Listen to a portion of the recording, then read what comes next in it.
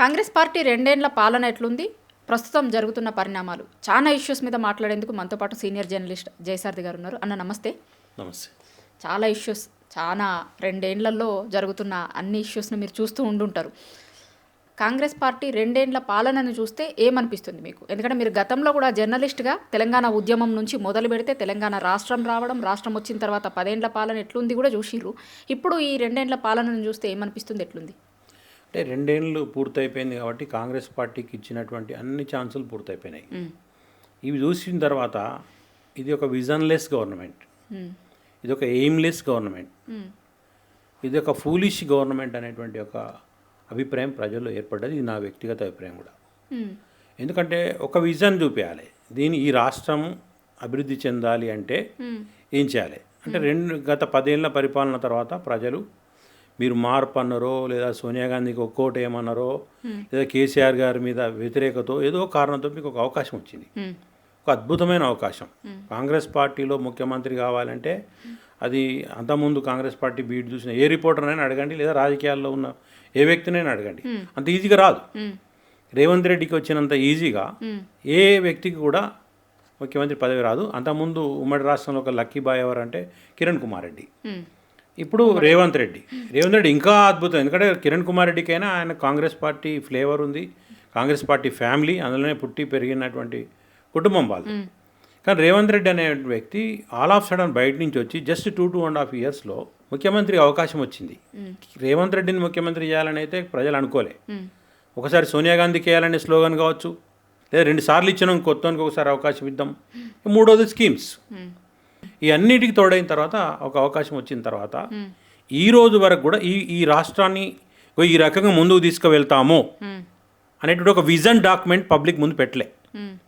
మోడీ గారు 2047 అంటే ఈయన 2047 అనడం తప్ప ఈ రాష్ట్రాన్ని ఎట్లా తీసుకుపోవడం లేదు. ఎందుకంటున్నా అంటే ఉద్యమ సమయంలో ఇదే కాంగ్రెస్ నేతలు ప్రశ్నించడం, ఇంక్లూడింగ్ రేవంత్ రెడ్డి టీడీపీ వైపు ఉండి ఏం మాట్లాడడం మాకు అందరికీ తెలుసు. ఆ మెట్ల మీద కావాలి కాస్తూ మీరు కూడా చూస్తుంటారు. అయితే ఎందుకంటున్నంటే తెలంగాణ రాష్ట్రం ఏర్పడిన నాడు తెలంగాణ బడ్జెట్ ఎంతో ఎవరికి తెలియదు. అప్పుడు అంతకుముందు బడ్జెట్ కిరణ్ కుమార్ రెడ్డి పీరియడ్లో లాస్ట్ బడ్జెట్ 1,60,000 కోట్లు ఏదో పెట్టింది. 1,50,000 కోట్లు 1,60,000 కోట్లు పెడితే దాన్ని ఒక ఉజ్జాయింపు లెక్కగా భావించి రాష్ట్రం వచ్చినప్పుడు మీటింగ్స్ జరిగినాయి. లెక్కలేనండి బడ్జెట్ ఎట్లా అంటే లాస్ట్ వాళ్ళు ఓట్ ఆన్ అకౌంట్ బడ్జెట్ పెట్టిపోయిన వాళ్ళు 2 రాష్ట్రాలకు ఇచ్చేసి పంపించారు. ఏం చేయాలి, బడ్జెట్ ఎంత లేదు, లెక్క లేదు, లెక్కపత్రమే లేదు. ఇక్కడ ఎంత రాష్ట్రానికి ఆదాయం వస్తుంది, ఎంత పన్నుల రూపేణ వస్తుంది, ఎంత కేంద్రం నుంచి ఈ మనకు వస్తుంది, లెక్క లేదు. అప్పుడు వాళ్ళందరూ కూడా అడిగి, నేను ఒక ఫైనాన్స్ డిపార్ట్మెంట్ పోయి అడిగినాం. ఆ రోజు నేనేం ఫేవర్ గవర్నమెంట్ ఉన్నటువంటి మీడియాలో కూడా లేను, చాలా నిక్కచ్చిగా ప్రశ్నించేటువంటి దాంట్లోనే ఉన్నాను. అయితే ఆ రోజు అడిగితే వాళ్ళు ఏమన్నారు, ఆర్థిక శాఖకు సంబంధించిన అధికారులను అడిగితే సీఎం గారు చెప్తే, సార్ ఎట్లా సార్ లెక్క అంటే, పెట్టండి, ఒక పెద్ద టార్గెట్ పెట్టుకోండి, పని చేద్దాం. బడ్జెట్ అనేది ఒక అంచనా మాత్రమే, ప్రయత్నం చేద్దాం. ఫస్ట్ ఆయన 1,00,000 కోట్లు పెట్టమన్నాడు. అరే సార్ 2 రాష్ట్రాలు కలిపి 1,50,000 కోట్లు 1,60,000 కోట్లు దాటలేదు, ఇప్పుడు 1,00,000 ఎట్లా పెడతారో అని అడిగాను. అంటే లేదు అబ్బా, బడ్జెట్ అనేది ఒక అంచనా, పెట్టండి, మీరు ప్రయత్నం చేద్దాం అని చెప్పేసి. అంటే అప్పుడు కూడా వినకపోతే అది 85,000 90,000 కోట్లు పెట్టింది ఫస్ట్. అది కేసీఆర్ గారు గవర్నమెంట్ వెరీ ఫస్ట్ 2014 మిగిలిన 6 నెలలకు ప్లస్ నెక్స్ట్ గవర్నమెంట్ కలిపి అట్లా టార్గెట్స్ పెట్టుకుంటూ పెంచుకుంటూ పోయిండు. అంటే ఈ బడ్జెట్ను పెంచాలి. ఏం చేసి జరిగింది, ఈరోజు ఉమ్మడి రాష్ట్రంలో మైనింగ్ డిపార్ట్మెంట్ మొత్తానికి వచ్చే ఆదాయం 5 కోట్లే. మైనింగ్ డిపార్ట్మెంట్ అంటే ఇసుక, గ్రానైటు, లెక్కలేనన్ని ఖనిజాలు, వీటన్నింటికి కలిపి ఆదాయం ఎంత అంటే 5 కోట్లే ఉమ్మడి రాష్ట్రంలో. అంటే మన రాష్ట్రం నుంచి ఎంత వచ్చిందో 1 కోటి 2 కోట్లు అంతే. అయితే అప్పుడు దాని మీద టార్గెట్స్ పెట్టింది గవర్నమెంట్. పెట్టి ఏం చేసారు, మీరు కేసీఆర్ గారు దిగిపోయే నాటికి చూడండి 700 కోట్లు ఓన్లీ తెలంగాణ నుంచి వచ్చినటువంటి ఆదాయం మైనింగ్ నుంచి. అంటే 5 కోట్లో 40% ఎంత, 1 కోటి 2 కోట్ల ఎంతో వస్తుంది అంతే కదా. 2 కోట్ల ఆదాయం ఎక్కడ, ఒక తెలంగాణ మైనింగ్ ఆదాయము కేసీఆర్ దిగిపోయే నాటికి 700 కోట్లకు చేరిపోయింది ఓన్లీ మైనింగ్. అంటే ఇసుక, లేకపోతే గ్రానైటు, ఇలాంటి ఖనిజాల మీద వచ్చేటువంటి ఆదాయం అంటే ఎన్ని రెట్లు పెరిగినట్టు, 100 రెట్లు పెరిగినట్టు కదా. అదే ఒక టార్గెట్ పెట్టి పైన చేసింది వాళ్ళు. అప్పటికి దాని మీద ఆరోపణలు వచ్చినాయి, ఇసుక అవినీతి జరిగింది, ఇసుకలో లారీలతో గుద్ది చంపినట్టు, ఇట్లా ఎన్నో ఆరోపణలు వచ్చినటువంటి క్రమంలో కూడా ఆదాయం పెరిగింది ఆ రోజు. మరి ఉమ్మడి రాష్ట్రంలో 5 కోట్లు వస్తే అంటే అట్లా టార్గెట్ పెట్టుకొని పనిచేసాం. లిక్కర్ ఆదాయం కూడా పెరిగింది, అది పెరగకూడదే కానీ పెరిగింది. రిజిస్ట్రేషన్ల ఆదాయం పెరిగింది. రిజిస్ట్రేషన్ల ఆదాయం అంటే ఉత్తగా పెరగదు, ఇసుకంటే తోడింది ఉన్నది అమ్ముకున్నాం ఎవరు. రిజిస్ట్రేషన్ల ఆదాయం పెరగాలంటే ఇక్కడ రియల్ ఎస్టేట్ జరగాలి. అప్పటి వరకు ఉన్న అపోహ ఏంటిది, తెలంగాణ రాష్ట్రం ఏర్పడితే మొత్తం రియల్ ఎస్టేట్ కుదేలైపోతుంది, మొత్తం రియల్టర్లు వెళ్ళిపోతారు, ఇక్కడ వాళ్ళు ఆంధ్ర వాళ్ళు వెళ్ళిపోతారు, పెట్టుబడులు రావు. ఇదొక దుష్ప్రచారం ఉంది కదా, దాన్ని బద్దలు కొడుతూ ఇవాళ రిజిస్ట్రేషన్ల ఆదాయం ఎంత పెరిగింది, 1000 కోట్లకు పెరిగిపోయింది. 2 రాష్ట్రాల పరిధిని దాటి పెరిగిపోయింది కదా, ఉమ్మడి రాష్ట్రం యొక్క అంచనాను దాటినటువంటి పెరిగిపోయింది. అంత టార్గెట్స్ రీచ్ అయిపోయింది. అంటే ఒక టార్గెట్ పెట్టుకొని పని చేసి, అంటే బడ్జెట్ ఇట్లా పెంచాలి, మైనింగ్లో ఎంత ఆదాయం పెంచాలి, రిజిస్ట్రేషన్ల ఆదాయం ఎట్లా పెంచాలంటే ఏం చేయాలి, స్టేట్ను మళ్ళీ ఇంకా మనం రీవ్యాంప్ చేసుకోవాల్సిన అవసరం ఉంది అన్నప్పుడు ఏం జరిగింది, ఈ స్టేట్లో జనాభా పెరిగింది. ఎప్పుడో ఎన్టీఆర్ కాలంలో మండలాలు జరిగినాయి తప్ప మళ్ళీ రీవ్యాంప్ జరగలేదని చెప్పేసి ఒక కొత్త మండలాలు, కొత్త రెవెన్యూ డివిజన్లు, కొత్త జిల్లాలు, దానికి ప్లానింగ్ జరిగింది. అంటే జిల్లాలు, మండలాలు, రెవెన్యూ కేంద్రంగా మళ్ళీ రియల్ ఎస్టేట్ పెరిగింది. అక్కడ అవకాశాలు పెరిగిపోయినాయి, అక్కడ వాళ్ళు అక్కడికి రావడం, సమీపంలో ఉన్న వాళ్ళు అక్కడికి డంప్ అయిపోయినారు. ప్లస్ జిల్లా కేంద్రాలు రావడం ఓన్లీ ఉదాహరణగా జిల్లా అనౌన్స్ చేసి ఊరుకోకుండా ప్రతి జిల్లా కేంద్రంలో వెంటనే కలెక్టర్ ఆఫీస్, వెంటనే ఎస్పీ ఆఫీస్, అన్ని ఇంటిగ్రేటెడ్ కలెక్టర్ ఆఫీస్, ఒక మెడికల్ కాలేజ్, అవసరమైన చోట ఇంజనీరింగ్ కాలేజ్ లాంటివి ఇచ్చింది. అంటే అదొక ప్లానింగ్. స్టేట్ను ఈ జనాభాను ఇన్ని రకాలుగా విభజించుకోవాలి, 50 కిలోమీటర్ల పరిధిలోనే ఉండాలి అంటే కొన్ని అవసరాలు ఇచ్చినటువంటి విమర్శ కూడా వచ్చింది, వాస్తవమే. కానీ అప్పుడు ఆ ప్రశ్న మేము కూడా అడిగినాం. అంటే అట్లా కాదు, హర్యానాలో 27 జిల్లాలు ఉన్నాయి, మనకంటే చిన్న స్టేటు, మైన్యూట్గా పోవాలంటే అనేది వాళ్ళ గవర్నమెంట్ కాన్సెప్ట్. మేము అడిగినాం పార్లమెంట్ కోర్టు చేయొచ్చు కదా. పార్లమెంట్ కోర్టు చేసినా కూడా 100 కిలోమీటర్ల 150 కిలోమీటర్లు ఉన్నటువంటి ఉన్నది పార్లమెంట్ కేంద్రానికి దానికి. సపోజ్ మా కాన్స్టిట్యూన్సీ ఉంది మహబూబాబాద్కు, ఎక్కడో భద్రాచలం ప్రాంతానికి చాలా దూరం ఉంటుంది. కాబట్టి అలాంటి ములుగు ఏటూరు నాగారం ఉంటుంది, మహబూబాబాద్కి అక్కడికి చాలా దూరం ఉంటుంది, 100 కిలోమీటర్ల పైన ఉంటుంది. మరి వాళ్ళందరూ రావడం అంటే కష్టమైంది కదా, కాబట్టి ఎక్కడికెక్కడే చేయాలని పాలన సౌలభ్యం కోసం చిన్న జిల్లాలు చేసిరు. నేను మెడికల్ అంటే నేను బైపీసీ బ్యాక్గ్రౌండ్, నీ మెడిసిన్ సీట్ కొరకు ఫైట్ చేసినప్పుడు 91 ఆ టైంలో, 92 ఆ టైంలో వస్తే ఈ రాష్ట్రం ఉమ్మడి రాష్ట్రంలో ఉన్నాయే 1500 సీట్లు. అప్పుడు ఆ ఓపెన్ కేటగిరీలో వచ్చే పరిస్థితి లేకుండే. నియరెస్ట్ ర్యాంక్ 6000 ర్యాంక్ వచ్చి మెడిసిన్ సీట్ మిస్ అయిన వాళ్ళం. మరి ఈరోజు చూస్తే ఒక్క తెలంగాణ రాష్ట్రంలో 8000 పైన మెడికల్ సీట్లు వచ్చినాయి. మెడికల్ సీట్ అంటే ఒక మెడికల్ కాలేజ్ అంటే ఏదో కాదు, మెడికల్ కాలేజ్కి అనుబంధంగా ఒక మెడికల్ హాస్పిటల్ వస్తుంది, 300 బెడెడ్ హాస్పిటల్ వస్తుంది, అన్ని సూపర్ స్పెషాలిటీస్ వస్తాయి. క్రమంగా వాటిని అప్గ్రేడ్ చేసుకుంటే, పీజీ సీట్లకు అప్గ్రేడ్ చేసుకుంటే ప్రతి స్పెషలైజేషన్ 50 కిలోమీటర్ల పరిధిలో ఉంటుంది. మరి ఉచిత వైద్యము కాన్సెప్ట్ అది దగ్గరలో ఉంది కదా. మనం పోయేటోడు పోనోళ్ళు పోరు, పైసలు ఉన్నోళ్ళు పోతారు కావచ్చు కార్పొరేట్లకు, సగటు మనిషి అక్కడికి పోతారు కదా. అవును, కరెక్టే మీరు అన్నది. ఇవాళ ఎంజిఎం హాస్పిటల్ వరంగల్లో అతి పెద్దగా నడుస్తుంది, ఎప్పుడు చూసినా కిటకిటలు ఆడుతుంది. మరి అక్కడ పోయే సగటు సామాన్య ప్రజలు ఉన్నారు కదా. మరి వైద్యం అందాల్సింది సామాన్య ప్రజలకు, పేదలకే కదా. ఆ విజన్తో పనిచేసింది వాళ్ళు.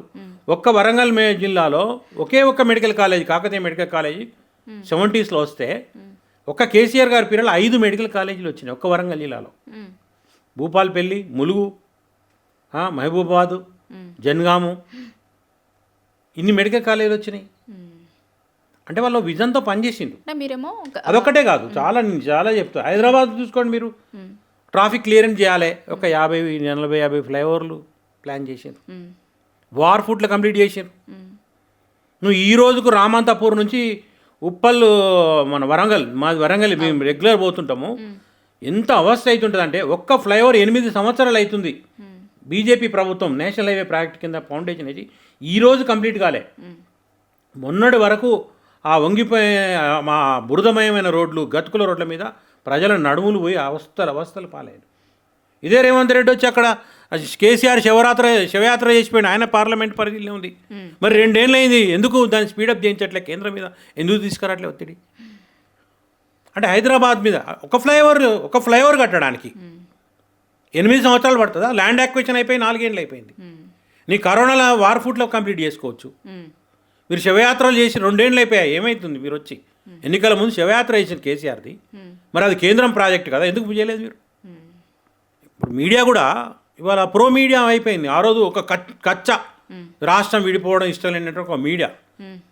నేను కూడా పనిచేసి వచ్చిన, కానీ చెప్తానా ఇవాళ ఎందుకు ప్రశ్నించట్లేదు? ఆ రోజు ప్రశ్నించినాం కదా, కేసీఆర్ గట్టిగా దబాయించిన ప్రశ్నించినాం కదా, ఎందుకు ప్రశ్నించట్లేదు అడుగుతున్నాను.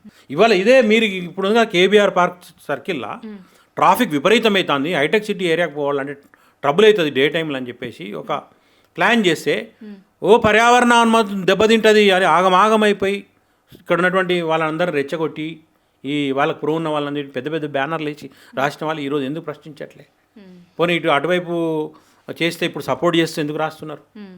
అద్భుతంగా చేస్తుంది అని చెప్పి అంటే ఒక పార్షవాలిటీ అనేది స్పష్టంగా కనిపిస్తుంది ఇక్కడ. అయితే హైదరాబాద్ విజన్ లేదనేది చెప్తున్నాను నేను. హైదరాబాద్ రెండో ఏం చేసిండ్రు, హైదరాబాద్ పెద్దగా ఉంది, దీంట్లో మనం దాదాపు 1 కోటి మంది ఉన్నారు, ఇలా బీద బిక్కి బస్తీలలో ఉండే జనాలు వీళ్ళు పెద్ద సంఖ్యలో ఉన్నారు, వీళ్ళు కార్పొరేట్లకు చేరుకోలేరని చెప్పేసి హైదరాబాద్ చుట్టూ 4 హాస్పిటల్స్ కావాలని ప్రయత్నం చేశారు. కొంత లేట్ అయింది వాస్తవమే, కానీ ఇవాళ ఇప్పటికి చూడండి మీరు, అల్వాల్ది 2 ఏళ్ళు అయిపోయినా ఇంకా పూర్తి కాలేదు, వాళ్ళు మొదలుపెట్టింది ఈ కంప్లీట్ కాలేదు. ఇప్పుడు ఎస్ఆర్ నగర్ ఏదో కంప్లీట్ అయినట్టుంది, టీబీ హాస్పిటల్ పక్కది, అది మరి అది ఎప్పుడు లాంచింగ్ చేస్తారు? నిమ్స్లో ఇంటర్నేషనల్ బ్లాక్ అండి, ఎప్పుడో అయిపోయింది, క్వార్టర్స్ ఖాళీ చేసి ఇచ్చి, ఇప్పటికీ అసలు ఇంకా అది కన్స్ట్రక్షన్ స్టేజ్లో ఉంది. ఇంటర్నేషనల్ బ్లాక్ ప్లాన్ చేసింది. దాంట్లో మీకు పండ్ల మార్కెట్ తరలించారు కదా, అవును, పండ్ల మార్కెట్ అదేది హోల్సేల్ మార్కెట్, ఎక్కడి నుంచో తెచ్చి సిటీలో అమ్మే చిన్న చిన్న చాపలేట్ అవసరం లేదని ప్లాన్ చేసిండు. అంటే ఒక పర్ఫెక్ట్ ప్లానింగ్ జరిగింది. వరంగల్లో సెంట్రల్ జైలు ఊరు మధ్య అవసరం లేదు, ఊరు అవతల జైలుకి రోజు ఎవడిపోతాడు, పోవాలని కోరుకోడు కదా, ఆడ హాస్పిటల్ కావాలి, ఎక్కడ ప్లాన్ చేసిండ్రు అంటే ఒక ప్లానింగ్తో జరిగింది. అంటే మీరు ప్లానింగ్తో టార్గెట్తో పనిచేసి ఆబ్వియస్లీ పనిచేసి జరిగింది ప్రతిదీ. ఇవాళ ఈ కేసు ఇవాళ రేవంత్ రెడ్డి చెప్తున్న మూసీ మీద కూడా ప్లానింగ్ చేసిన వాళ్ళు. మూసీ రివర్ డెవలప్మెంట్ బోర్డు పాతదాన్ని రివైవ్ చేసి ఒక ఎమ్మెల్యేకి ఇచ్చి ఒక 42 బ్రిడ్జిలు with check dam 365 days water ఉండేటట్టు వీధిగా ప్లాన్ చేసిండ్రు. హుసేన్ సార్ క్లీనప్ చేస్తామని కూడా ప్లాన్ చేసిండ్రు. దాని మీద నేషనల్ గ్రీన్ ట్రిబ్యునల్లో కేసులు వేయించారు కదా. సో అట్లా వాళ్ళు ప్లానింగ్తో పనిచేసారు. ఇప్పుడు ప్లానింగ్ లేదు అనేది మీరు చెప్పండి. మీరు చెప్పండి, హైదరాబాద్లో ఏం ప్లానింగ్ వస్తా దానికి. అయితే ప్లానింగ్ కంటే ముందు మాకు కూడా ఉన్నాయి, మేము టార్గెట్తో పనిచేయాలనుకుంటున్నాం, కానీ అప్పులు ఉన్నాయి ఇక్కడ. అసలు ఏడికన్నా పోయి ఏదన్నా చెయ్యాలంటే స్టార్ట్ చేయాలంటే డబ్బులు కావాలి. ఏడికన్నా పోయి అడుగుదామంటే చెప్పులు ఎత్తుకపోయేటోళ్ళు లెక్క చూస్తున్నారు. మొత్తం అప్పులో కుప్పైంది. ఇక్కడ లంకె బిందెలు ఉన్నాయి అనుకొని వస్తే ఖాళీ బిందెలు ఉన్నాయి అనేది రేవంత్ రెడ్డి గారి వర్షన్ కదా. మరి తెలంగాణను కించపరిచే మాటలు రేవంత్ రెడ్డి పదే మాట్లాడుతూ ఉన్నారు, తప్పది. ఎందుకంటే ఇప్పుడు అప్పులైనంత మాత్రాన అప్పులు దేని కొరకు చేసిండ్రు, ఏది ఉపయోగపడుతుంది ఏది ఉపయోగపడదు అనేది ప్రజలందరికీ కూడా తెలుసు.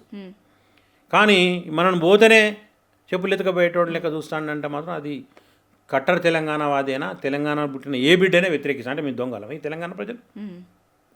ఈ అప్పులతోటి అభివృద్ధి చేయాలనేటువంటి విధానం, రిఫార్మ్స్ విధానం తీసుకొచ్చిందే కాంగ్రెస్ పార్టీ. పివి నరసింహారావు హయాంలో మన్మోహన్ సింగ్ గారు కదా రిఫార్మ్ తీసుకొచ్చి వివిధ దేశాలకు తలుపులు తెరిచి అప్పులు తీసుకోవాలి, దీన్ని డెవలప్ చేయాలి, ఇదే కదా చెప్పే విధానమే అది కదా. ఇవాళ కేంద్రం చేస్తున్న విధానమే అదే కదా. చేయలేదా? కేంద్రం 100 లక్షల కోట్ల పైగా అప్పు చేసింది. ఇప్పుడు నువ్వు దానికి అనుగుణంగా నీకు తెలుసు కదా, బట్టి విక్రమార్క గారు మాట్లాడిన ఆ రోజు ఇంత అప్పులు ఉన్నాయన్నారు, ఇది అన్నారు, మరి ఇన్ని స్కీమ్స్ ఇస్తానంటే మాకు అన్ని లెక్కలు తెలుసు అని చెప్పినారు కదా బట్టి విక్రమార్క గారు. అన్ని చూసే చెప్తాను కదా, చెప్పు మరి పెట్టండి, ప్రజల ముందు డాక్యుమెంట్ పెట్టండి. ఇంత అప్పు ఉంది, ఓ రోజు 7 లక్షల కోట్లు, ఓ రోజు 10 లక్షల కోట్లు, ఓ రోజు 6,000 కడుతున్నావు, ఓ రోజు 7,000 కడుతున్నావు. ఏంది లెక్కలు? పనికిరాని లెక్కలు. మీ దగ్గర మీరు ప్రతిపక్షంలో లేరు, అధికారంలో ఉన్నారు. మరి తెలంగాణ ఇంతకుముందే చెప్పిన మీకు నేను ఈ ప్రశ్నకు సమాధానం ఏమని, తెలంగాణ ఏర్పడినప్పుడు ఈ ఆదాయం ఎంతో తెలియదు. మరి ఆ రోజు వాళ్ళు ప్లాన్ చేసుకొని పోలేదా? ఇగో ఈ ప్రాజెక్టులు కట్టాలి, దీనికి ఈ రకంగా కార్పొరేషన్ ఏర్పాటు చేసుకొని మేము లోన్లు తెచ్చుకోవాలి, ఈ మిషన్ భగీరథ కావాలి, ఇగో దీనికి వృధా ఖర్చు ఇంత అవుతుంది, సంవత్సరానికి 1000 కోట్లు వాటర్ అడ్జస్ట్మెంట్ మెయింటెనెన్స్ కిందనే పోయేదంట. అప్పుడు ఒక మంత్రి ఒక అధికారి చెప్పిండు మాకు. అంటే సమ్మర్ రాగానే టెంపరీ అరేంజ్మెంట్స్, ఓ బోర్ వేసుడు, ఓ మోటార్ పెట్టుడు, దానికి ఒక కరెంట్ మీటర్ తగిలించుడు, నీళ్ళు ఇచ్చుడు, లేదా ట్యాంకర్లతో నీళ్ళు సప్లై చేసుడు, అలాంటివన్నీ లెక్కలేసుకొని మిషన్ భగీరథ ఖర్చు ఎంత అవుతుంది అని చెప్పేసి లెక్కలేసి వాళ్ళు ప్లాన్ చేసుకుండ్రు. నువ్వు ప్లానింగ్ చేసుకో. వాళ్ళు అప్పులు చేసిండ్రు.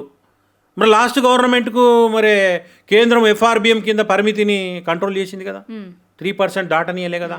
మరి మీకు ఇవాళ ఆ ప్రాబ్లం లేదు కదా, మీకు అడ్వాంటేజ్ దొరికింది కదా. ఇక్కడ కేంద్రం సపోర్ట్ చేస్తుంది కదా. కేంద్రం గత ప్రభుత్వం మీద విరుచుకోబడ్డంతగా నీ మీద విరుచుకోబడతలేదు కదా. మేము కేంద్రంతో సఖ్యతతో బడేబాయ్ చోటాబాయ్ అన్నారు కదా ఆయనే. నేను ఏమంటున్నానంటే మీ ప్లానింగ్ చక్కగా లేక ఆయన ఎన్ని రోజులని చెప్తావు, మరి చేత కాదు ఆయన అప్పులు చేసిండు మేము ఇవ్వలేకపోతాను మా వల్ల కాదని దిగిపోండి మరి ఎంతకాలం అని చెప్తావు. ఆయన వల్ల కాదు ఆయన తప్పు చేస్తాడు నాకు నేను సూపర్గా చేస్తానని తీసుకొని ఇవాళ ఆయన అప్పులు చేసిండు, ఉద్యోగస్తులు పిఆర్సీ అడిగితే ఆయన అప్పులు చేసిండు, డిఏ అడిగితే అప్పులు చేసిండు, నిరుద్యోగులు ఉద్యోగాలు అడిగితే అప్పులు చేసిండు, పెన్షనర్లు మా పెన్షన్ ఇయ్య బాబా అంటే ఆయన అప్పు చేసి ఎంతసేపు చెప్తావు. నీ అప్రాధాన్యాలు తగ్గించుకో.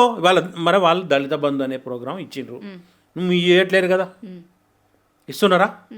వాళ్ళు పెన్షన్ మీరు 4,000 అన్నారు ఇవ్వట్లేరు కదా, 2,500 అన్నారు ఇవ్వట్లేరు కదా, ఏమి ఇబ్బంది అయింది మరి మీకు?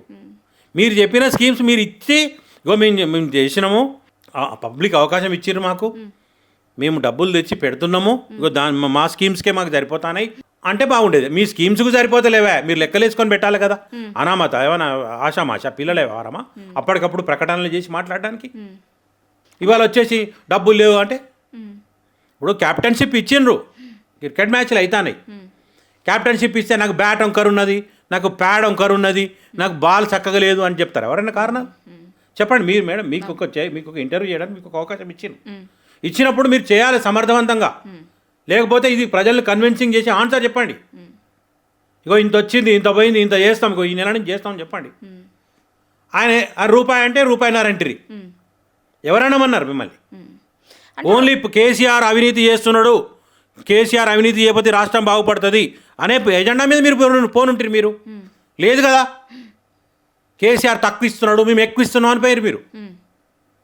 వాళ్ళు 10 ఏళ్ళు ఇచ్చిర్రు మాకు ఒక్కసారి ఇవ్వండి అని పోయి ఉంటే, మీరు ఏ స్కీమ్ గురించి చెప్పకుండా ఉంటే ఇవాళ మిమ్మల్ని ఏ ఉద్యోగస్తుడు అడిగేవాడు కాదు. అంటే ఆర్థిక పరిస్థితి మీద అంచనా లేకుండా పోయిర్రా, లేకపోతే ఆబ్వియస్లీ ఒక్కసారి అధికారం వస్తే చాలనే రీతిలో ఇచ్చారు. ఒక ప్రజల్ని ఆయన చెప్పిండు కదా ఇంటర్వ్యూ ఉంది, మేము చెప్తాం ప్రజల్ని నమ్మిస్తాం, మోసపోవడం వాళ్ళని ఏదో ఇంటర్వ్యూ చూసినాం. ఇవాళ మాత్రం రేవంత్ రెడ్డి గారికి డబ్బులు లేవు నేను చేయలేకపోతున్నా అని చెప్పడం అంటే, ఇంతకుముందు నేను చెప్పాను విజన్లెస్ గవర్నమెంటు, ఎయిమ్లెస్ గవర్నమెంటు, ఇది అసమర్థ ప్రభుత్వంగా ట్రీట్ అవుతుంది తప్ప ప్రజలేదో అయ్యో పాపం రేవంత్ రెడ్డి దగ్గర డబ్బులు లేవట, అయ్యో పాపం ఆయన చేయలేకపోతా అని అనుకో. ఎందుకంటే ప్రజల జీవితాలు ఇవి. 5 ఏళ్ళు అంటే మీకు ఉండిపోవచ్చు, నీకు సీఎం చైర్గా నేను రికార్డులలో ఉండిపోవచ్చు, కానీ 5 ఏళ్లలో కొన్ని తరాల జీవితాలు మారిపోతాయి, కొన్ని ప్రాణాలు పోతాయి, కొత్త తరాలు వస్తాయి, వాటి బేస్ పడాల్సిన అవసరం. ఇప్పటికే 70 ఏళ్ళు దాటిపోయింది, ఈ దేశం అభివృద్ధి చెందలే అని చెప్పింది. ఇంకా మీరు ఓన్లీ 10 ఏళ్ళు అంటే అంతకుముందు 50 ఏళ్ళు కూడా కాంగ్రెస్ పార్టీ ఉంది. మరి తెలంగాణ రాష్ట్రం ఏర్పడ్డది 12 ఏళ్ళు, ఇప్పుడు 10 ఏళ్ళు అంతకుముందు బీఆర్ఎస్ పార్టీ అధికారంలో ఉంది, ఇప్పుడు 2 ఏళ్ళు అవుతుంది కాంగ్రెస్ అధికారంలోకి వచ్చి. తెలంగాణని పాలించాలంటే తెలంగాణ మీద విపరీతమైనటువంటి ప్రేమ ఉండాలి పాలకులకి. ఆ ప్రేమ తగ్గింది ఇప్పుడున్నటువంటి పాలకులకి అనేది కొంతమంది మాట్లాడుతున్నది. ఇంకొకటి ఏంటి అంటే, రాష్ట్రం ఏర్పడి ఉండొచ్చు కానీ ఇంకా కొంత ఇండైరెక్ట్ పాలన వేరే వాళ్ళది ఇక్కడ నడుస్తుంది, సాగుతుంది అనేటువంటిది ఒకటి ఈ మధ్య వింటున్నాం. మీరేమంటారు? ఓపెన్గా అదే కుటుంబం, పిల్లలు, భార్య పిల్లలు మంచిగా చూసుకోవాలంటే మన మీద ప్రేమ ఉండాలి అంతే కదా. కుటుంబం మీద అంతలైతే అంతే. ఇక రాష్ట్ర ముఖ్యమంత్రి కూడా ఈ రాష్ట్రం మీద ప్రేమ ఉండాలి ఆబ్వియస్లీ. ఒక అవతల వ్యక్తుల మీద కసితోటి రావడం కాదు. ఈ రాష్ట్రాన్ని బాగు చేయాలనేటువంటి ఆలోచనతో ఆయన ముఖ్యమంత్రి ఏంటి బాగుండేది. ఆయనే చెప్పిండు నేను కేసీఆర్ గద్దె దించాలి. అయిపోయింది కదా. రెండవది కూడా ఉండాలి. మరి ఆయన లోపల ఆయన అంతర్గతంగా నేను భయపడి ఉండాలి, అది లేదు కదా. కానీ అంతకుముందు జరిగినటువంటి ఉద్యమ నేపథ్యం కావచ్చు, అనేక మంది మేధావుల యొక్క తోటి చర్చించిన సందర్భం కావచ్చు, కేసీఆర్ గారు తెలంగాణ వస్తున్నాక డెవలప్మెంట్ చేయాలి, ఇంకెవరి మీద కసి తీసుకుంటాడు ఆయన? తీసుకోలేడు. ఇక్కడ అట్లా కాదు కదా. కేసీఆర్ గద్దె దించాలి అనే దాని మీదే ఉన్నాడు ఆయన ఇప్పటికీ. ఆయన గద్దె దిగితేనే మీకు వస్తుంది ఛాన్స్, ఓకే, కానీ వచ్చిన తర్వాత ఏం చేయాలనే దానికి అసలు ముందు తెలంగాణ సమగ్ర స్వరూపం మీద ఆయనకు ఒక అవగాహన ఉండాలి. మీరు చెప్పండి, ఒక్క ప్లాన్ చెప్పండి. ఈ రాష్ట్రం ముందుకు డెవలప్మెంట్ పోవడానికి ఏం ప్రయత్నం జరిగింది? నేను ఒక మైనింగ్ మీద ఒక ప్లాన్ ఒకటి చెప్పిన లాస్ట్ గవర్నమెంట్, రియల్ ఎస్టేట్ పెరగడం కోసం కొత్త జిల్లాలు లేదా ఆ పక్కన ఎయిమ్స్, ఈ పక్కన అది యాదాద్రి, ఇటో ప్లానింగ్తో పోయి నీదేంది చెప్పండి. నీ విజన్ ఏంటిది? ఒక ఎయిమ్స్ ఫ్యూచర్ సిటీ అన్నారు. ఫ్యూచర్ సిటీ ఎక్కడ పెట్టాలి? నువ్వు ఒక కొత్త ప్రాంతాన్ని ఎంపిక చేసుకోవాలి. నువ్వు ఆల్రెడీ వాళ్ళు 15,000 ఎకరాలు 20,000 ఎకరాలు లాస్ట్ గవర్నమెంట్ తీసుకొచ్చింది ఫార్మా సిటీని. ఫార్మాసిటీ అది తీసుకొస్తానప్పుడే దాని పేరు మీద వేల ఎకరాలు రియల్ ఎస్టేట్ అయింది. అక్కడి నుంచి ఒక 20 కిలోమీటర్లు చుట్టూ. మరి ఇప్పుడు కొత్తగా అక్కడ అయ్యేది ఏముంటుంది? ఫ్యూచర్ సిటీలో అయ్యేది ఏముంటుంది ఆడ? ఏ అనేది మెయిన్లీ ఏంటిది? మ్యాన్ పవర్ తగ్గిస్తానికి ఉపయోగపడుతుంది. నువ్వు కొత్త జాబ్ క్రియేషన్ ఎక్కడ జరుగుతుంది? అక్కడ ఉన్న వాళ్ళనే సగం మంది వర్క్ ఫ్రమ్ హోమ్ చేస్తారు కదా ఇవాళ. హైటెక్ సిటీ వాళ్ళు ఉన్న వాళ్ళంతా వదిలేసి అక్కడికి పోయి ఎందుకు పోతారు? అడికి హైటెక్ సిటీలో ఒక క్యాంపస్ ఉంది వాళ్ళకు, ఇన్ఫోసిస్ వాళ్ళకి ఒకటి ఉంది, టీసీఎస్ వాళ్ళకి ఒకటి ఉంది, ఇంకా వాళ్ళకు ఒకటి ఉంది, వీళ్ళకి ఒకటి ఉంది, చాలా కంపెనీలకు ఉంది. మళ్ళీ కొత్త క్యాంపస్ పోయి ఎందుకు కడతారు? అక్కడ వాళ్ళకి ఆదిపట్లలో ఉంది, టీసీఎస్కు అక్కడ ఒకటి ఉంది, ఇక్కడ ఒకటి ఉంది, ఇన్ఫోసిస్కి ఇక్కడ ఒకటి ఉంది, ఆడ పోచారంలో ఉంది. అంతకుముందు గవర్నమెంట్ కూడా, రాజశేఖర రెడ్డి గవర్నమెంట్ కూడా పోచారంలో ఇన్ఫోసిస్ క్యాంపస్ ఇచ్చింది అటువైపు తీసుకుపోవాలని. ఆ విజన్ లేదు కదా నీకు ఇక్కడ. నువ్వు అంటే ఏంటి? కాపీయింగ్ అండి. కాపీ లాంటివి చేస్తారు. మేము విజన్ తో చేస్తున్నాం అంటున్నారు కదా మీరు. విజన్ లేదు అని చెప్పినా కదా నేను. విజన్ కాదు అది. మీరు చేయాలనుకుంటే మీరు చెప్పండి, మీరు ఎట్లా చెప్పండి. ఫార్మాసిటీ అనే దాని మీద ఆల్రెడీ ప్లానింగ్ జరిగింది కదా, దాని పేరు మీద ల్యాండ్ అక్విజిషన్ జరిగింది కదా, దాని పేరు మీద కంపెనీలకు ఇన్ఫార్మల్గా ల్యాండ్ అలాట్మెంట్ కూడా జరిగింది నాకు తెలిసి కొన్ని కంపెనీలకు. మీరు అదనంగా చేసేది ఏంటిది? యాక్చువల్గా ఫార్మాసిటీ అక్కడ ఫార్మా అనేది మనం ఈ లాస్ట్ గవర్నమెంట్ విజన్లో చెప్పిన నేను.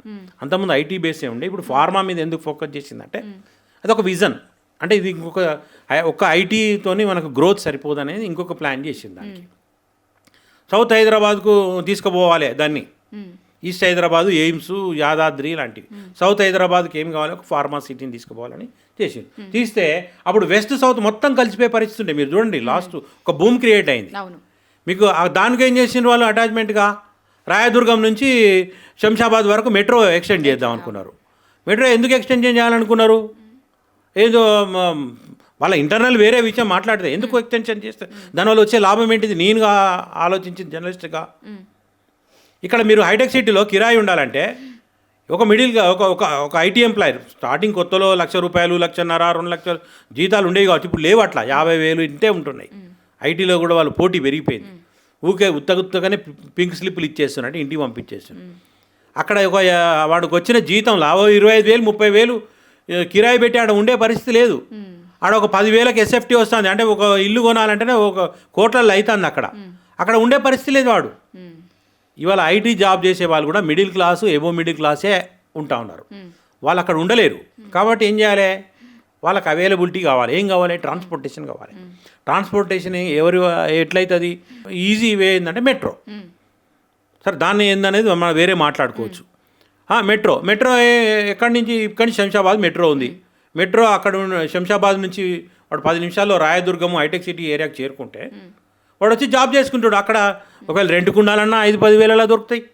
అక్కడ స్కూలు ఫీజులు పిల్లలై తక్కువ ధరకు దొరుకుతాయి. లేదా ఒక కొనుక్కోవాలన్నా కూడా వాని బడ్జెట్లో కావాల్సినటువంటి ఇల్లు దొరుకుతాయి. అది middle class, above middle class ఈ దేశంలో ప్రధానంగా ఉన్నటువంటిది. పెద్ద సంఖ్యలో ఉన్న ప్రజలు వాళ్ళే. వాళ్ళను బూస్టప్ చేస్తేనే మార్కెట్ బూస్టప్ అవుతుంది. వాళ్ళ బూస్టప్ కొరకు నీ ప్లానింగ్ జరగట్లేదు. ఎంతసేపు దాని పేరు మీదనే చేస్తాను. హఠాత్తుగా వచ్చినావు, మెట్రో రద్దు, ఫార్మాసిటీ రద్దు, మొత్తం all of sudden real estate collapse. Planning సంగతి దేవుడు ఎరుగు, ఉన్నది కొలాప్స్ చేశారు కదా. కానీ వాళ్ళు మేము ఫార్మాసిటీ పేరు మీద నువ్వు చేసినావు. ఇప్పుడు ఎందుకు పోతే అక్కడికి చెప్పండి. ఇప్పుడు పోవాలి. అదే ఫార్మాసిటీ. ఇంకొక విషయం ఇంత ఫార్మాసిటీ చెప్పడానికి, మనం హైదరాబాద్ చుట్టుపక్కల ఉన్న చాలామందికి ఈ చుట్టుపక్కల మండలాల నుంచి లేకపోతే నల్గొండ జిల్లా, యాదాద్రి జిల్లా నుంచి, లేదా మెదక్ జిల్లాలో లేదా మహబూబ్నగర్ జిల్లాలో ఉండే వాళ్ళందరికీ తెలుసు ఫార్మా యొక్క ప్రాబ్లం ఎంత ఉంటుందో. కానీ ఫార్మా అవసరం. ఐటీతో ఈక్వల్గా దాన్ని డెవలప్ చేసుకోవాల్సిన అవసరం ఉంది. ఎందుకంటే మీరు నమ్మరు, 40,000 కోట్ల టర్నోవర్ తెలంగాణ ఓన్లీ ఫార్మా మీద. 40,000 కోట్లు. ఇది ఎంత? ఇండియాలో 30% మనం. ఇండియా మొత్తంలో తెలంగాణ ఫార్మా యొక్క వాటా ఎంత అంటే ఈ 30%. అంత పెద్ద మార్కెట్ ఇది. మనం ఇప్పటివరకు అందరికి ఐటీ అని ఉంది కదా, ఇది ఎక్కువ. ఇది ప్రొడక్టివ్, ఇది మళ్ళీ ఉత్పత్తి రంగం. ఇది ఉత్పత్తి రంగం ఫార్మా సిటీ. కాబట్టి ఏం చేసిండ్రు, ఇక్కడ ఫార్మాను కనుక డెవలప్ చేసుకుంటే మనకి జరుగుతుంది. ఫార్మా ఏమైంది? మొత్తం సిటీ చుట్టుపక్కల ఉన్నటువంటి జిల్లాలలో ఉంది. అక్కడ ఫెసిలిటీస్ లేవు. చిన్న చిన్న కంపెనీలు కూడా పెట్టుకున్నారు చాలామంది. వాడు వరల్డ్ స్టాండర్డ్ ఎఫ్లూయెంట్ అది ప్రొవైడ్ చేయలేడు, అంటే పర్యావరణాన్ని కాపాడే విధంగా ప్లాంట్ ఏర్పాటు చేసుకోలేడు, ఎఫ్లుయెంట్ ప్లాంట్స్. కాబట్టి ఏం చేస్తున్నారు, ఎన్ని పెద్ద వార్తలు రాసిరు ఇదే ఇప్పుడున్నటువంటి మీడియాలలోనే. బొమ్మల రామారంలో, తుర్కపల్లిలో, మెదక్ జిల్లాలో మొత్తం బోర్లు కొట్టుడు, ఆ వచ్చినటువంటి వేస్టేజ్ కెమికల్ అంతా దాంట్లోకి పంపుడు, అవి సమీప చెరువులలోకి పోయి అవి విషాహారం అయిపోయి అక్కడ పశువులు చనిపోడు, వ్యాధులు వచ్చుడు, క్యాన్సర్ రోగాల బారిన పడు.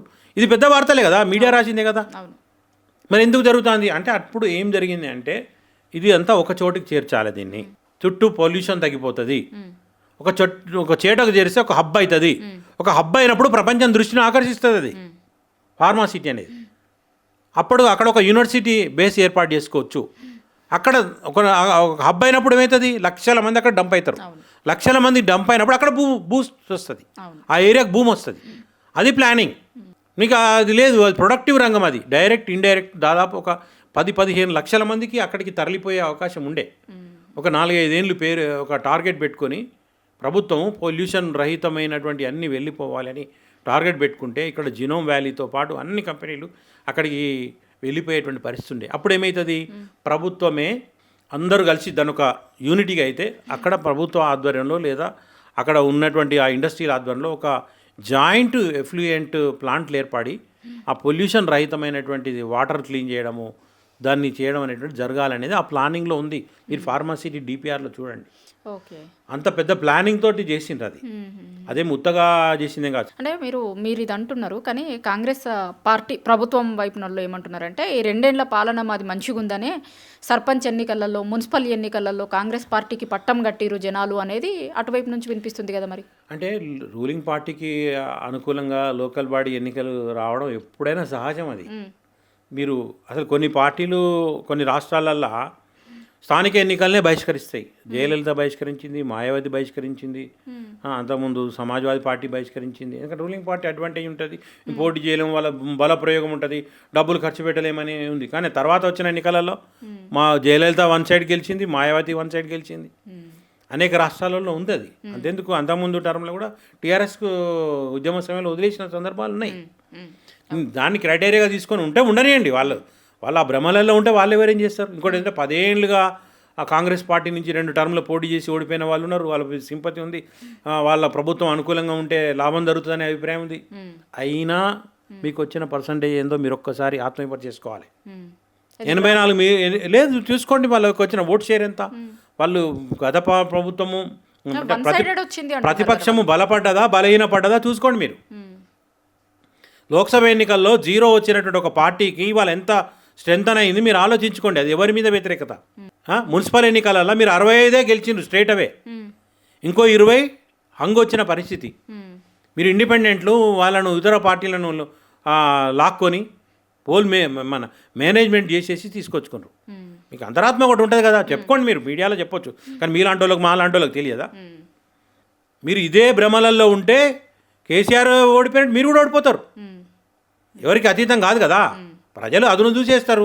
మరి అట్లంటే బై ఎలక్షన్తో సహా అన్ని గెలిచిండు, మరే మునుగోడు కూడా గెలిచిండు, ఓడిపోలేదా కేసీఆర్?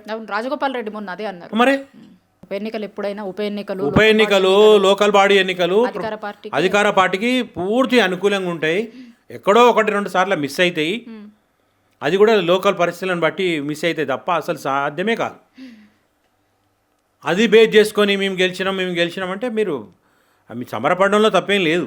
మీరు చెప్పుకోవచ్చు, మీరు క్యాడర్ను బూస్టప్ చేసుకోవడానికి, మీకు హైకమాండ్ వద్ద మెప్పు పొందడానికి, మీలో మీకు ఆత్మవిశ్వాసం కలిగించుకోవడానికి చెప్పుకోవచ్చు. కానీ ఈ స్థానిక ఎన్నికలకు అలాగే రాబోయేటువంటి జనరల్ ఎలక్షన్కి ఎప్పుడు పోలిక ఉండదు. దీన్ని క్రైటీరియాగా తీసుకొని కాంగ్రెస్ పార్టీ బలపడింది, లేకపోతే అధికారం ఉన్నటువంటి వాళ్ళు బలపడ్డాం, ప్రతిపక్షాలు వీక్ అయిపోయినాయి అనుకుంటే అది వాళ్ళ యొక్క భ్రమ అని చెప్పేసి అనుకోవాల్సి ఉంటుంది. అంటే ఇంతకుముందు మీరు మేధావుల గురించి సబ్జెక్ట్ తీసుకొని వచ్చారు, ఈ వీటి గురించి చెప్తున్నప్పుడు మేధావుల మౌనం గురించి కూడా చాలా ఎక్కువ చర్చ జరుగుతుంది. ఎట్లా చూస్తారు మీరు ఇట్లా మేధావుల మౌనాన్ని? మేధావుల మౌనం అని కాదు, అది పక్షవాతం వచ్చిందేమో అనేటువంటి అభిప్రాయం. కోనరామ్ ఏం మాట్లాడలేడు. ఆఫ్టర్ ఆల్ ఒక ఎమ్మెల్సీ కోసం ఇంతగా దిగజారాల్సిన అవసరం ఉందా? ఆయన నిష్పక్షపాతంగా ఉంటే ఇంటికి నడిచి వచ్చేది కదా. ఇవాళ ఆయన కనిపిస్తలేదు, అప్పుడు మాట్లాడి ఇప్పుడు మాట్లాడలేవు అంటలేరు కదా, అనట్లేదా?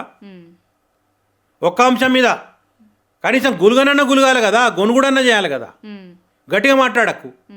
ఇది తప్పని చెప్పాలి కదా ఏదో ఒక రకరా. ఎందుకు చెప్పట్లే? ఎన్ని చెప్పాలి ఎగ్జాంపుల్స్? లగచర్ల ఘటన తప్పది. నువ్వు తీసుకో, నీ ఊరు బాగు చేసుకోవడానికి ప్రయత్నం చేయి, మెప్పించుకో, నీ ప్రజల్ని మెప్పించుకో, కానీ దౌర్జన్యం చేయొద్దు. అక్కడ గిరిజన మహిళల మీద అబ్యూజ్ చేసిండ్రు, ఒక మిస్బిహేవ్ చేసిండ్రు, నెలల తరబడి కేసులు పెట్టిండ్రు. మరి అప్పుడు మల్లన్న సాగర్కి పోయినాం కదా, మాతో పాటు అందరం పోయినా పోవాలి కదా. మీరు ఎందుకు మాట్లాడలేదు? రైతులకు యూరియా దొరకకుండా మాట్లాడారు. యాప్లు పెట్టుకొని రైతులు మేము అవస్థపడుతుంటే మాట్లాడారు. ధాన్యం కొనుగోలు చేయకుంటే మాట్లాడారు. ధాన్యం కొనుగోలు చేయకుండా కూడా మాట్లాడారు. ఈరోజు కోదండరాం పార్టీ పుట్టిందే నిరుద్యోగుల సభ పెట్టి పుట్టినావు. నీ జాబ్ క్యాలెండర్ ఏదని అడుగుతా ఉన్నారు. వాళ్ళు అశోక్ నగర్ పోండి కోదండరాం గారు, మీరు పోలే కోదండరాం అక్కడికి పోయి మాట్లాడాలి దమ్ముంటే. పక్షపాత ధోరణితో వ్యవహరిస్తున్నాడు, దిగజారిపోయిండు. నువ్వు తెలంగాణ ఉద్యమంలో మరి ఎవరి వల్ల నీకు ఆ పదవి వచ్చిందో అనే విషయం పక్కన పెడితే నువ్వు ఎంత ప్రతిష్ట మూట కట్టుకున్నావు అంతకంటే అధాపాతాలని దిగజారిపోయింది కోదండరాం. ఇవాళ ఒక్కదాని మీద మాట్లాడారు. తోటోడు గాదైనే అరెస్ట్ అయితే మాట్లాడలేదు. నిరుద్యోగులను ఆడ బంద్ చేసి కొడుతుంటే నువ్వు కూడా ప్రశ్నించలేదు. మీరు అశోక్ నగర్లో పోండి, క్యాంపస్లో ప్రశ్నించారు, పోయి అడగండి, చెప్పండి. మీరు నిర్మాణాత్మక ప్రతిపక్షంగా ఉండాలి. ఆడ మిత్రపక్షమే కావచ్చు. ఇవాళ లెఫ్ట్ పార్టీలు కూడా పని చేయాల్సి ఉండే. ఇవాళ కోదండరాం అనేటువంటి వ్యక్తి చాలా చాలా చాలా నీచ స్థాయికి దిగజారిపోయింది. ఒక్క ఎమ్మెల్సీ పదవి కొరకు. మూసీ మీద వాళ్ళు అక్కడ అపార్ట్మెంట్ వాళ్ళు గోల గోల చేస్తుండ్రు. హైడ్రా మీద కూల్చివేతలు చేస్తుండ్రు. హైదరాబాద్ దెబ్బతింటా ఉన్నది. అరే నీకు డబ్బులే లేవు, పెన్షన్లు ఇవ్వడానికి కోసిన రక్తం ఏం లేదని చెప్పేసి మాట్లాడుతుంటారు కదా. వేల కోట్ల రూపాయలు మీరు అప్పులు తీసుకొచ్చి మూసీలో పోస్తాం. ముందు పెన్షనర్లు మాకు వైద్యానికి డబ్బులు లేవు అని ఏడుస్తున్నారు.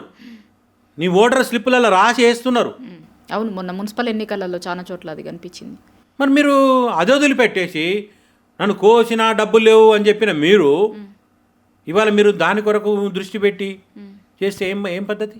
గతంలో ఎప్పుడైనా సరే అంటే లెఫ్ట్ పార్టీలు అంటేనే ప్రజల పక్షాన ఎప్పుడు నిరంతరం కొట్లాడుతూ ఉండేటువంటి వాళ్ళు. లగచర్ల మీరు అన్నట్టు లగచర్లకి సంబంధించిన ఇష్యూ కావచ్చు, హైడ్రా కావచ్చు, ఇంకా రకరకాల ఇష్యూస్లలో అసలు ఎక్కడైనా భూసేకరణ అంటే ఒక గజం భూమి పోయినా బాధితుల పక్షాన పోయి కొట్లాడేటువంటి పార్టీలు కమ్యూనిస్ట్ పార్టీలు ఉంటుండే. కానీ ఇవాళ చాలా చోట్ల లగచర్లకు సంబంధించింది కావచ్చు, హైడ్రా, ఇంకా రకరకాల ఇష్యూస్ 2.5 ఏళ్లలో చూస్తున్న చాలా వాటి మీద స్పందించాల్సినంతగా స్పందిస్తలేవు లెఫ్ట్ పార్టీలు కూడా అనేటువంటిది కూడా ఒక చర్చ ఉంది కదా. ఆబ్వియస్లీ అది నేను ఏం చెప్తున్నా, ఇంతకుముందు కోదండరాము చెప్పినా లెఫ్ట్ పార్టీలు కూడా చెప్పినా నేను వాళ్ళ ఏం ఉద్దేశం ఎట్లున్నది నాకు తెలుసు కాబట్టి చెప్తున్నా. అది ప్రతిపక్షం నుండి కొట్లాడడం మళ్ళీ వెంటనే అంటే బాగుండదు, కొంత టైం ఇవ్వాలని. టైం అయిపోయింది. ఇక్కడ 2.5 నిర్మాణాత్మక ప్రతిపక్షం, నిర్మాణాత్మక మిత్రపక్షంగా ఉండాలనుకుంటే సూచిస్తున్నా నేను లెఫ్ట్ పార్టీలకైనా. ఎంత అవమానించింది మరే, వాళ్ళకి లేదు ఆ ప్రేమ. వాళ్ళకి ప్రేమ ఉంటే కొత్తగూడెంలో ఒక రాష్ట్ర కార్యదర్శి ఎమ్మెల్యేగా ఉన్నటువంటి చోట ఇంత దారుణంగా అవమానిస్తారా? అట్లా చాలా చోట్ల జరిగింది. కేతాన్పల్లిలో కూడా సిపిఐ పార్టీ ఉంది అక్కడ. అవును, ఇద్దరు కలిసి ఇంత దౌర్జన్యం చేస్తున్నారు. ఎన్ని కోట్ల డబ్బులు ఆఫర్ చేస్తున్నారు ఆడ. మహబూబాబాద్లో కూడా జరిగింది. తీవ్ర అవమానకరంగా వ్యవహరిస్తున్నారు వామపక్షాలను కూడా. వాళ్ళు ఇంకా చాలా శుతిమెత్తగా చూసి చూడనట్టు వదిలేస్తున్నారు. మరి వాళ్ళు కూడా ఆలోచించుకోవాల్సిన అవసరం ఉంది, పునరాలోచన చేసుకోవాలి. తప్పులు చెప్పడం అనేది మిత్రపక్షానికి తప్పేం కాదు. చెప్పండి, చెప్పకపోతే వాళ్ళు విర్రవీగి వాళ్ళు కూడా కుప్పకూలిపోతారు. మరి మీరు కూడా అది కూడా ద్రోహమే కదా. ఈ మిత్రుడు చెడిపోతే కూడా చెప్పకపోతే ఎట్లా? మెత్తగానైనా చెప్పాలి కదా. చెప్పట్లేరు, కష్టమవుతుంది. ఈ యూరియా విషయంలో, ధాన్యం కొనుగోలు విషయంలో రైతులు మస్తు ఇబ్బంది పడ్డారు. తెల్లవారుజాము నుంచి ఉన్నారు వాళ్ళు. అవహేళనగా మాట్లాడండి తుమ్మల లాంటి వ్యక్తులు. చెప్పులు పెట్టుకునే వంతులు వేసుకునే పద్ధతి వచ్చింది కదా, దాన్ని ప్రశ్నించాలి కదా. ధాన్యం కొనమని చెప్పేసి పోలీసుల కాళ్ళు పట్టుకున్నారు అమ్మ వృద్ధురాలు మొన్న జనగామలో అక్కడెక్కడ. చెప్పాలి కదా వీరిని. ఒక్క విషయం చెప్పట్లేరు కదా. హైడ్రా విషయం చెప్పట్లేదు కోదండరాం. మూసి పేరు మీద కూల్చివేతలు చెప్పట్లేదు కోదండరాం. మరి తెలియదు అనుమతులు ఇచ్చినప్పుడు. అప్పుడు అన్నాడు ఆయన, అయ్యప్ప సొసైటీ ఎందుకు కూల్చాలి, వాళ్ళకి అంతో ఇంతో రెగ్యులరైజ్ చేసి ఇచ్చేయచ్చు కదా అన్నాడు. మరి అయ్యప్ప సొసైటీలో ఉన్న వాళ్ళు ఎవరు? మిమ్మల్ని కంట్రోల్ చేస్తున్నది ఎవరు? మీరు ఇంతకుముందు అడిగారు. ఆబ్వియస్లీ కనిపిస్తుంది కంట్రోల్ చేస్తున్నారని. వాళ్ళకు అనుకూలంగా ఉన్నటువంటి నిర్ణయాలు మాత్రం ఆయనే పట్టించుకోవట్లేదు. డైరెక్ట్ చంద్రబాబు నాయుడు కంట్రోల్లో ఉన్నాడు అనేది కనిపిస్తూ ఉంది. అందరూ అంటా ఉన్నారు, ఖండించాలి కదా. ఖండించడు కాదు, నీ యాక్షన్స్ అట్లున్నాయి. మీ జూబ్లీ హిల్స్ ఉప ఎన్నిక కోసమో లేదా రేపు రాబోయే జిహెచ్ఎంసీ ఎన్నికల కోసం అంతా సాగిలపడాల్సిన అవసరం లేదు. తెలంగాణ ప్రజలు దాన్ని చూసి దీన్ని చూసి ఓటేయరు. వాళ్ళు ఇక్కడ ఉన్నటువంటి సెటిలర్స్ కూడా ఆ భావంతో లేరు. దాని కొరకు మీరు నీల్ డౌన్ కావాల్సిన అవసరం లేదు ఇక్కడ. ఎందుకంటే ఒక ఆర్డర్ ఇచ్చి నేను కూడా చూస్తాను. అది మీరు చెప్పండి, subject to correction. Chandrababu Naidu గారి మీద ఎవరైనా లాంగ్వేజ్తో మాట్లాడితే నేను అరెస్టులు చేస్తామని చెప్పేసి ఒకటి వచ్చింది ఆర్డర్, చూసారా మీరు? నిజమేనా అది? ఎందుకు అది ట్విట్టర్కి కూడా రాసినారు, సీఎం చంద్రబాబు నాయుడు గారి మీద ఇట్లా వేస్తున్నారు అని, మీరు వీళ్ళకి సంబంధించిన ఇన్ఫర్మేషన్ ఇవ్వండి అని ట్విట్టర్కి లెటర్ రాసిరు తెలంగాణ పోలీసులు అఫీషియల్గా. అంటే మరి చెప్పండి, ఇక్కడ అంతా చంద్రబాబు నాయుడు మీరు, నేను ఏ వ్యక్తిని కూడా అబ్యూజ్ లాంగ్వేజ్తో విమర్శించమని నేను చెప్పాను. అది చంద్రబాబు కావచ్చు, కేసీఆర్ కావచ్చు, రాహుల్ గాంధీ కావచ్చు, మోడీ గారు కావచ్చు, రేవంత్ రెడ్డి గారు కావచ్చు. ఇంకా రేవంత్ రెడ్డి గారే దారుణమైనటువంటి పదజాలం వాడతాడు ముఖ్యమంత్రి స్థాయిలో ఉండి. ఇంతసేపు మాట్లాడినాం, ప్రశ్నించిన ఒక్కటన అసభ్య పదజాలం మాట్లాడినామా? మరి చంద్రబాబు నాయుడు గారి మీద ఉన్న ప్రేమ రాహుల్ గాంధీ గారి మీద ఎందుకు లేదని నేను అడుగుతున్నాను. ట్విట్టర్కు లేఖ రాసుడు, పోలీసు వాళ్ళు ఆదేశాలు ఇచ్చుడు. నేను అడుగుతున్నా, మీరు రియల్ కాంగ్రెస్ అయితే చంద్రబాబు నాయుడు గారిని విమర్శిస్తే మేము కేసులు పెడతాము, చట్టపరంగా చర్యలు తీసుకుంటామని పోలీసులు ఉత్తర్వులు ఇచ్చినప్పుడు మీ పార్టీ అధినేత leader of opposition Rahul Gandhi గారి మీద కూడా ఇష్టారీతిన విమర్శలు చేస్తూ పెడుతున్నారు కదా వాట్సాప్లల్లా, సోషల్ మీడియాలో. అది కూడా చర్యలు తీసుకుంటామని ఎందుకు పెట్టలేదు మీరు? నిజంగా ప్రేమ ఉంటే ఎందుకు పెట్టలేదు రాహుల్ గాంధీ గారి మీద? లేదా రాహుల్ గాంధీ గారి మీద ఏమేమి పాడుతుండ్రో చెప్పాలా? అవి అని పదాలు చెప్పండి, నేను చెప్తా కావాలంటే. తిడుతున్నారు కదా రాహుల్ గాంధీ గారు కూడా అడ్డగోలు. ఒక ఆయన ఖాను, రాహుల్ ఖాన్ అంటాడు, ఇంకో ఆయన ఇంకో రకమైన పదజాలంతో మాట్లాడతారు, అతని తల్లిని సంబంధించి విమర్శలు చేస్తారు. మరి ఎందుకు లేదు రాహుల్ గాంధీ గారి మీద ప్రేమ మరి చంద్రబాబు నాయుడు గారి మీద ఉన్నప్పుడు? అందుకే అనిపిస్తూ ఉంది ఈ ప్రభుత్వం, తెలంగాణ ప్రభుత్వం చంద్రబాబు చేతుల్లో నడుస్తున్నది అనే అభిప్రాయం తెలంగాణ వాదుల్లో ఉంది, తెలంగాణ ప్రజల్లో ఏర్పడతాం. ఈ రాష్ట్రంలో, తెలంగాణ బిడ్డగా చెప్తాను, ఈ రాష్ట్రంలో ఏ పరాయి వ్యక్తి జోక్యంతో నడిచే పాలన కూడా సహించము, ఒప్పుకోరు తెలంగాణ ప్రజలు. రాజశేఖర్ రెడ్డి మీద నిన్న రేవంత్ రెడ్డి గారు మాట్లాడిన మాటలని గతంతో పోల్చి ఒక చర్చ జరుగుతుంది ఇప్పుడు చాలా సోషల్ మీడియాలో. రాజశేఖర్ రెడ్డి గారు నన్ను ఏం హీరో అని చెయ్యి వేసేటోడు, చాలా అభిమానంగా చూసేటోడు అని మాట్లాడిన సందర్భంలో నిన్న నుంచి ఇంకొక వీడియోను కూడా చాలా సోషల్ మీడియాలో తిరుగుతుంది. గతంలో ఆయన చనిపోయినాక 48 గంటలలో ఆయన చావు మీద మాట్లాడినటువంటి మాటల మీద. అంటే నేను ఏంటంటే రేవంత్ రెడ్డి గారు గతంలో అన్ని తప్పులు మాట్లాడతాం, మళ్ళీ అన్నీ ఇప్పుడు నేను అట్లా కాదు, నేను ఇట్లా, నన్ను అట్లానే మనందరం చూసినాం. రేవంత్ రెడ్డి గారికి ఆ రోజులలో రాజశేఖర రెడ్డి గారిని ఆ స్థాయి వేరు. అప్పుడప్పుడే ఆయన వచ్చిండు, 2007లోనే ఆయన ఎమ్మెల్సీ అయ్యిండు. జస్ట్ 2 ఇయర్స్కే రాజశేఖర రెడ్డి గారు చనిపోయారు. అప్పుడు ఆ జిల్లాలో చాలామంది పెద్ద లీడర్లు ఉన్నారు. నాగం జనార్దన్ రెడ్డి, దయాకర్ రెడ్డి, రావుల చంద్రశేఖర్ రెడ్డి, ఇట్లా చాలామంది పెద్ద పెద్ద లీడర్లు ఉన్నారు ఆ జిల్లా. వాళ్ళ ముందు ఆయన చాలా చిన్న లీడర్. మరి ఆయన అభిమానించింది అని అయితే మనంగా మీడియాగా క్లోజ్గా చూసినాం, కానీ ఆ సాన్నిహిత్యం అయితే ఎప్పుడు మనకు కనపడలేదు. ఇవాళ చెప్పుకుంటా ఉన్నాడు. మరి అంత సాన్నిహిత్యం ఉన్నప్పుడు అంత దిగజారి మాట్లాడినావు కదా, అది పొరపాటే కదా.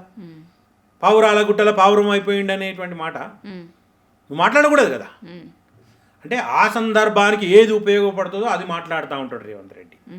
ప్రజలకు అంటే గతంలో అంటే పత్రికలు మాత్రమే ఉండేవి, సరైన ఎవిడెన్స్ ఉండకపోయేది, వీడియోలు ఉంటాయి. సోనియా గాంధీ మీద ఈరోజు బాగా గొప్పగా మాట్లాడుతుండొచ్చు, ఆ రోజు బలిదేవత అన్నది వాస్తవమే. ప్రతి కాంగ్రెస్ నేతను తిట్టకుండా తిట్టిన మాట వాస్తవమే. ప్రతి దాంట్లో కంపారిజన్ చేసుకొని పోటీ పడుతూ ఉంటారు ఆయన. తిట్టడంలో అదే రకం, ఇంకా వేరే రకాల కూడా అంతే ఉంటాయి. అయితే ఇవాళ కొత్తగా ఆయన ఏం చేస్తుందంటే వైఎస్ రాజశేఖర రెడ్డి ఇమేజ్ను ఎక్కడైనా ఉంటే, వాళ్ళ సానుభూతి పనులు ఉంటే వాళ్ళని తన వైపు మార్చుకోవడానికి, ఓన్ చేసుకోవడానికి, అంటే పార్ట్ ఆఫ్ నల్గొండ, ఖమ్మం, అంటే కొన్ని ఖమ్మం లాంటి చోట మొన్న చాలా చోట్ల వైసీపీ టీఆర్ఎస్ కలిసినట్టు స్థానిక సంస్థలలో కలిసి పోటీ చేసినట్టు కనిపించింది. ఆ ప్రభావం ఉంది కదా. అంతెందుకు తెలంగాణ వచ్చిన తర్వాత కూడా పొంగులేటితో సహా ఒక 3-4 ఎమ్మెల్యేలు అక్కడ గెలిచిండ్రు ఖమ్మం జిల్లాలో. మహబూబ్ నగర్ లాంటి జిల్లాలో కూడా దాని ప్రభావం ఉంది. కాబట్టి అలాంటి చోట, లేదా నల్గొండ జిల్లాలో ప్రభావం ఉంటుంది, బార్డర్ యొక్క మండలాలు, అలాంటి చోట దాన్ని, లేదా హైదరాబాదు జిహెచ్ఎంసీ ఎన్నికలు ఉన్నాయి, సెటిలర్స్ ఉన్నారు, వాళ్ళను అందరిని కూడా ఆయన ఓటుగా మార్చుకోవడం కోసం చేస్తున్నటువంటి జిమ్మిక్. కానీ ఆయన అవసరానికి ఏదైనా మాట్లాడతారు. కేసీఆర్ను పొగిడిన సందర్భాలు ఉన్నాయి. కేసీఆర్ను ఇప్పుడు ఇవాళ చాలా దారుణాతి దారుణంగా దూషిస్తున్నటువంటి సందర్భాలు ఉన్నాయి. అంటే అవసరానికి చేస్తున్నట్టు ఆయన తప్ప ఆయనలో ఒక నిజాయితీతో కూడినటువంటి ప్రేమ అనేది లేదు. రావు ఇవాళ చూపించినా కూడా అది ఓట్ల కోసం, రాజశేఖర రెడ్డి యొక్క సింపథైజర్స్ను చేసుకోవడం కోసం తప్ప వేరే ఉద్దేశం లేదు. అది మీడియా రోల్ మీద కూడా చాలా చర్చ జరుగుతుంది. తెలంగాణ ఉద్యమంలో చాలా సందర్భాలలో మనం కూడా రిపోర్టింగ్ చేస్తున్నప్పుడు చాలా ఆ రోజు ఉన్నటువంటి మీడియా మీద ఒక చర్చ జరుగుతుండే. ఆ రోజు మీడియా ఎట్లాంటి రోల్ని అయితే పోషించిందో మళ్ళీ ఇవాళ అట్లాంటి రోల్ని పోషిస్తుంది అనేది కొంతమంది తెలంగాణ వాదులు అభిప్రాయపడుతున్నారు. మీరేమనుకుంటున్నారు? ఆబ్వియస్లీ అంటే మీరు అనేది ఉద్యమ సమయంలో ఆంధ్ర మీడియా పోషించినటువంటి పాత్ర కనిపిస్తూ ఉంది క్లియర్గా. ఒక్కదాని మీద కూడా ప్రశ్న లేదు. 2 ఏళ్ళు అయిపోయింది, సరే 6 నెలలు టైం ఇవ్వాలి ప్రభుత్వానికి. సహజం, జర్నలిస్టులు కొన్ని శృతిమెత్తగా ప్రశ్నలు లేవనెత్తాలి. మరి ఇవాళ ఆ ప్రశ్నలు అయితే కనపడడం లేదు ఎక్కడ కూడా. రేవంత్ రెడ్డి వచ్చిన తర్వాత పూర్తి స్థాయి పెత్తనం చాలామంది జర్నలిస్టు చెప్తా ఉన్నారు. సెక్రటరియట్లో కానీ వార్తల సమాచారం ఫస్ట్ రావడం వరకు కానీ పూర్తిగా ఆంధ్ర మీడియా సంస్థల పెద్దలకే వస్తున్నది. ఇన్ఫర్మేషన్ ప్రతిదీ వాళ్ళకే వస్తున్నది, వేరెవరికి రావట్లే. మరి వచ్చేది ఉంటే మరి వివేక్ గారి పత్రిక ఉంది కదా, వెలుగుతలేదు. ఇన్ఫర్మేషన్ వాళ్ళకి రావట్లే, వేరే పత్రికల్లో చూస్తున్నాం మనం. అయితే ఇవాళ ఆ మీడియా ఏదైతే తెలంగాణ రావడం ఇష్టం లేనటువంటి మీడియా, ఆ మీడియా అంతా ఇవాళ లేచి కూర్చుంది. ఆ మీడియా అంతా ఉద్దేశపూర్వకంగా, అంటే నీ దేశంలో మన దేశంలో మాత్రం ప్రత్యేకమైన పరిస్థితి కనిపిస్తుంది. రాష్ట్రంలో కానీ కేంద్రంలో కానీ ప్రతిపక్షాన్ని టార్గెట్ చేసే మీడియాని చూస్తున్నాం మనం. అధికార పక్షాన్ని టార్గెట్ చేయాల్సింది ప్రతిపక్షాన్ని టార్గెట్ చేస్తున్నాయి. ప్రతిపక్షంలో ఉన్నటువంటి వాటిని పీల్చి పిప్పి చేసే విధంగా వార్తలు రాస్తున్నాయి. అధికార పక్షాన్ని నిలదీయాలి. నువ్వు ఈ ప్రతిపక్షం కాబట్టి ఇంకో ప్రతిపక్షం వస్తుంది నీకు.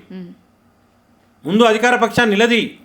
ప్రజలకు 5 ఏళ్ళు ప్రామిస్ చేసి వచ్చేటువంటి ప్రభుత్వం జవాబుదారీతనంగా ఉందా లేదా అని ప్రశ్నించాలి ఎవ్రీడే. ఏ అంశం మీద ప్రశ్నించట్లే. నిన్నటి అక్కడ ఒక పాపను 2 ఏళ్ళ పాపను ఏది ఆయన అగ్రెసివ్నెస్ ఏది? క్వశ్చన్ ఏది అగ్రెసివ్నెస్? మీడియానే తీసుకురావాలి కదా బయటికి. చాలా సానుకూల ధోరణితోటి ఉంది ఇది రేవంత్ రెడ్డి ప్రభుత్వానికి. చాలా మంచి మెయిల్ చేస్తూ ఉన్నారు వాళ్ళ ఈడెన్ ఎజెండాలు ఇవన్నీ తెలుసు. ఏ ఒక్క విషయం రాలే. హైదరాబాద్ సెంట్రల్ యూనివర్సిటీ విషయంలో ప్రభుత్వాన్ని ఏమైనా తప్పు పట్టినరా, తూర్పారా పట్టినరా? హైడ్రా కూల్చివేతల విషయంలో అమాయకులు బలైపోతుండే ప్రశ్నించినరా? మీ అధికారులు రౌండ్ టేబుల్ పెట్టినరా? సమావేశాలు ఏర్పాటు చేసి మాట్లాడినరా? నిలదీసినరా? ఈ ప్రభుత్వాన్ని నిలదీయలే కదా. యూరియా విషయంలో రైతులు ఇబ్బంది పడుతుంటే తీసినరా? నిరుద్యోగులను తీసుకొచ్చి స్టూడియోలలో కూర్చొని డిస్కషన్లు చేసినరా? ఈ జాబ్ క్యాలెండర్ లేదని ప్రశ్నించినరా? ఢిల్లీకి ఇన్నిసార్లు ఒక ముఖ్యమంత్రి పర్యటిస్తూ ఉంటే, ఢిల్లీ పాలన అవుతూ ఉంటే ఎవరు ఎందుకు ప్రశ్నించట్లేరు? ఇంత అధ్వానమైనటువంటి పరిస్థితి రాకూడదు.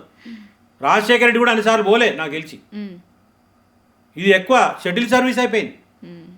Hyderabad to Delhi chief minister ఇన్నిసార్లు పిలిపించుకోకూడదు. కాంగ్రెస్ హైకమాండ్ నష్టం జరుగుతూ ఉంది ఇక్కడ. మీరు ఆలోచించుకోవాల్సిన అవసరం ఉంది. Thank you.